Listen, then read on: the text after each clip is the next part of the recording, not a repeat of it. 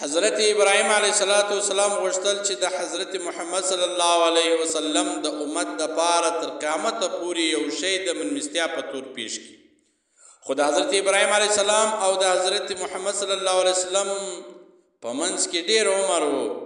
حضرت ابراهیم علیه السلام عرض وکړو: ای زما معبود، ای زما ربه، ته زما په حال باندې پوهېږې او ته زما د سوال په قبلېدو باندې قادر یې. نو الله جل جلاله د حضرت ابراهیم علیه السلام دعا قبوله وفرمایله.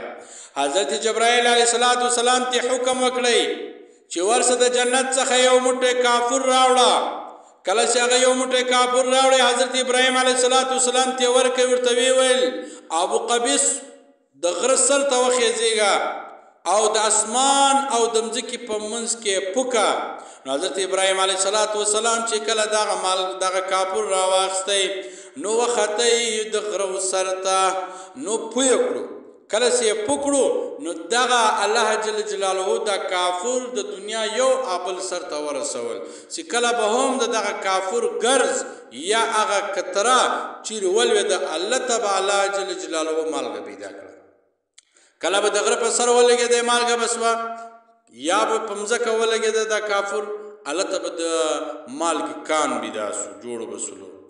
نو دا تر قیامته پورې اوس هغه ځایو کې چې کله کافر لوېدلی ده، غورځېدلی ده، او تر قیامته پورې هغه مالګه سوه.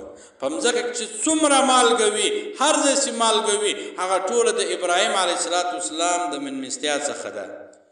دا مالګه د حضرت ابراهیم علیه السلام او د رسول الله صلی الله علیه وسلم د امت دپاره مېلمستیا ده.